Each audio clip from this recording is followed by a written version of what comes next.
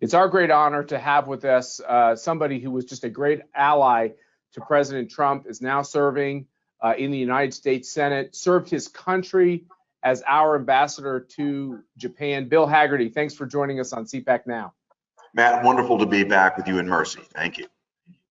Well, we're excited to see you at CPAC Texas on July 9th through the 11th. So make sure all of you who are watching come and join us. We know registration's opening up May 20th. And Senator, we are thrilled that hopefully you'll be able to join us during that time. I'm planning on it, Mercy. I look forward to being there with you again. CPAC has grown so much under your leadership. And Matt, I've got to take my hat off to you. You're taking CPAC around the world right now. You're taking our conservative message to countries that need it. I mean, the world is starving for American leadership, conservative leadership.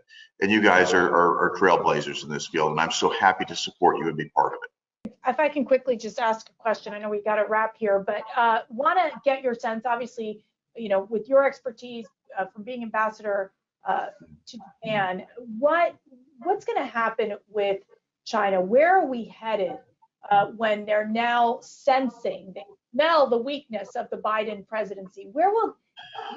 How hurtful will this be to the United States and our economy? Mercy, you're getting at a I think that we're being tested at every turn right now. If the Chinese sense weakness, they're going to exploit it. And, you know, they're already exploiting the weakness at the southern border, as we discussed. They're increasing the flow of fentanyl, again, through Mexico into our nation, killing our kids, weakening us socially in that manner. But they're also going to be testing us in every other direction. You think about the predatory practices of China from a military standpoint. We've talked about this before, but they've built half a dozen military islands in the South China Sea. This takes you back to 2015 when President Xi stands in the Rose Garden right next to President Obama saying they have no intent to militarize those islands. Fast forward till today, those islands are completely militarized with runways, with tourists. They're fully armed. Their military aggression has stepped up tremendously. They're moving in the South China Sea, and again, they're back into the East China Sea, harassing the Japanese around the Senkaku Islands.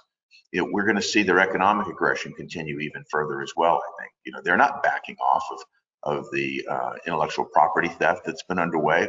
We don't see them backing off of the subsidization of their chief industries. They're continuing to push Huawei around the world.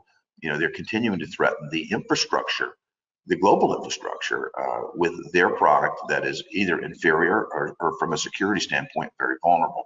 We've got to stand up to this. And what I'm missing here is seeing a strong position by this administration. In fact, they're weakening us.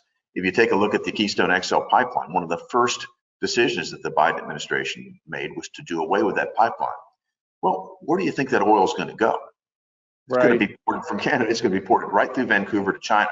Their input factor costs are going to go down. Their energy costs are going to go down, just as ours are going up. And when the Biden administration says, well, we'll move to wind, we'll move to solar, where do you think the wind turbines and the solar panels are fabricated and made? They're made in China. So again, China's laughing all the way to the bank on this one, and they're going to continue to test us. Yep, that's right, Senator. Thanks for making these complicated issues really understandable to our audience. Thanks for the great work. I do think the senator probably has one of the highest IQs in the Senate, but we won't call any of the other. No offense, Senator. Some of us don't think that's saying very much. We also think that you have a great energy level, and you're going to be able to outpace a lot of these colleagues you have out there. We're just glad you're there. Thank you, Matt, Mercy. It's great to be on with you, and thank you for all you're doing for the conservative movement. Thank you, sir. We'll be right back to CPAC Now after this short break.